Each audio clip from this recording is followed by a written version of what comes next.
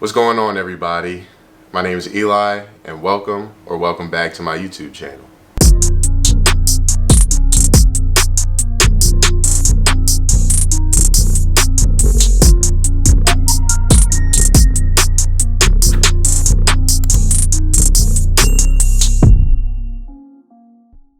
Today, we are recording the 8th episode of the Clinic Diaries series, meaning I just finished my 7th week in the clinic. If you're new to the channel, my name is Eli and I'm a third-year dental student at Boston University. Here on this channel, I make vlogs of my dental school experience as well as videos with advice for pre-dental students. So if that's something that interests you, please make sure you subscribe to the channel and share it with anyone else that might find it interesting. Before we get into the video, I want to make a special shout out to the people that I see consistently commenting under my videos, helping me form this community. I truly cannot keep making these videos and keep going without you guys' feedback and your comments, so I really appreciate you. Special shout out to Martha Tonkin. I've noticed that you've been commenting on a lot of videos recently, and I just want to say thank you for commenting consistently. I love when I can, put a name to some of the number of views that I see, just to have an idea of who's out there watching it. To know that it's a real person that's really getting something from the videos really means a lot to me. So thank you for continuing to comment, and everyone else, I thank you as well. Today is Friday, September 22nd, I believe. And I actually haven't seen any patients yet this week, but I do have a patient tomorrow. Tomorrow is Saturday, I know, but my school sees patients on Saturdays. We have 2 appointment sessions open on Saturdays, 8:30 a.m. and 12:30 p.m. So not only does this offer people who cannot make it during the work week because of work or whatever other obligations they have, it offers them a chance to keep up with their oral health, but also as students, it offers us extra time to refine our skills, to see patients, to fulfill our requirements, and all that stuff. So there's a gift and a curse to being able to see patients on Saturdays. The way that my school is set up is that you are automatically blocked off for 2 Saturdays a month. So you will absolutely not be at school every single weekend seeing patients. However, it is there, and the opportunity is available for those who like to take it. Since I have a patient that can't really make it during the week, I do see them on Saturdays, and it should be a fairly quick appointment. But that was just for me to explain to y'all, if you haven't known yet or haven't seen me say it in another video yet. We do see patients on Saturdays. So since I haven't had any patients this week, what have I been working on? Well, treatment planning, simply. I have currently 3 patients on my roster that needed a treatment plan developed for them. Essentially what that means is patient came to the school looking for treatment. They were assigned to me as their dental provider, and I saw them for like a preliminary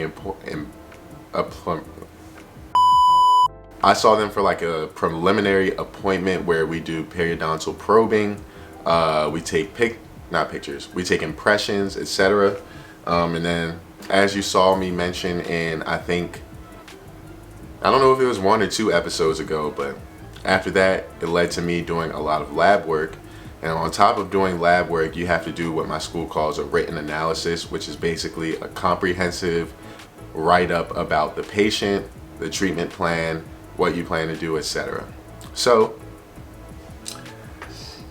as you've seen in other vlogs, I've been spending a lot of time in the lab working on something like this, right?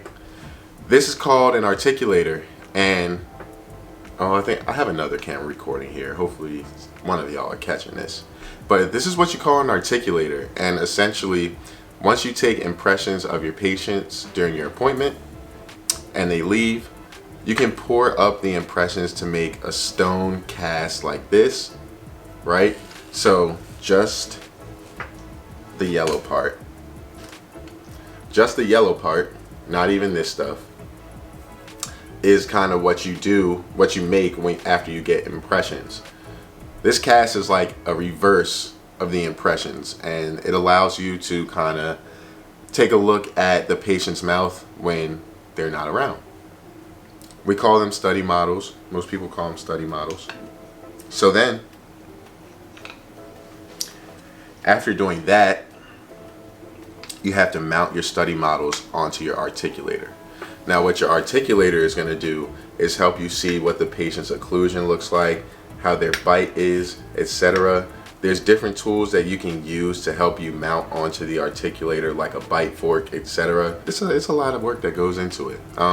So to mount it, you have to use plaster, and you have to mount it to these magnetic cookies, and that's what allows us to be able to take these on and off and replace them with a different cast that we have that we already mounted and has a cookie on the top. And yeah, it's just magnetic. Place it in there, and it's repeatable every single time. Same bite, everything. So y'all seen videos of me working in the lab. I also made like a little ASMR TikTok of me cleaning up these casts. If you want to see the whole thing, my TikTok _Book of Eli. Y'all know that. But yeah, so this allows me to not only use the patient's chart and all the information that I gathered at their preliminary appointment, their x-rays, etc. This allows me to basically just look and see, okay, what does the patient need? How can I treatment plan for this patient, right? So for an example, say your patient is missing a tooth. Then it would lead me to think about what are the different possibilities that I've been learning in school of how to replace a single tooth, right? So how do you replace a single tooth in an edentulous area? Implants, bridges, etc. Maryland bridges. It all depends on the patient, what they need, what they want, and of course what their body can take, right? So when you're treatment planning, it's a true critical thinking process, right? So some people may say, okay, easy, missing space implant, right? But does your patient have the bone levels to sustain an implant, or will the implant fail? That's something you have to evaluate on their x-rays. That's something you have to evaluate clinically, etc., right? So, okay, say the patient isn't necessarily suited for an implant. What's your next thing? Okay, well, how do the adjacent teeth look? Do those teeth look like they'll need to be crowned at some point? Do they already have existing restorations that need to be replaced, etc.? Then a bridge, a 3-unit bridge, might be a better choice for replacing a missing tooth, right? So the way that our write-ups are set up is that you kind of put your first place treatment, second option, maybe even a third option if there's multiple options like that. You present them all to the patient with basically the pros and cons of each, including price, because that is important. And then you let the patient talk to you, and you guys both come up with something that'll make the patient happy. But also, as a provider, you have to be able to explain to the patient why something will or will not work well for them. The main thing is allowing the patient to make an informed decision. So some patients will come in and say, oh, I want implants, right? And that's all they're settling for. But they don't know about the bone levels needed to sustain an implant, or they don't know about the price of an implant, etc. So you provide all the information to the patient and allow the patient to make their own informed decision. And that's kind of the nuance of treatment planning. So that's what I've been doing. Treatment planning is a true critical thinking process, but I enjoy it. So this weekend, I'll be working on developing a treatment plan for this patient. And then next Friday, is when I will be going through the treatment plan with my faculty supervisor. So lots of work ahead this weekend, including seeing another patient on Saturday, which is kind of why I decided to record this episode before I left for class today. 7th week in the clinic down. Clinic is going well, but again, I kind of hate having weeks where I'm only seeing one patient or no patients, because there's still a chance that this one patient I have tomorrow is going to cancel. And that would suck. Because, like I said in the last episode, slow feet don't eat. I'm trying to be busy. So if that's the case, maybe time to go to the faculty and ask if I can add 1 or 2 more patients to my roster. You know, so I can get some work done. I'm trying to get to work. Anyway, thank you for watching the 8th episode of the Clinic Diaries series. I don't know why, like, it's a lot of stumbling over my words this morning. I'll see y'all in the next video. What am I shooting next? Obviously, Clinic Diaries every Sunday. Y'all see the consistency. This is our 8th episode in a row. It's not much more to say.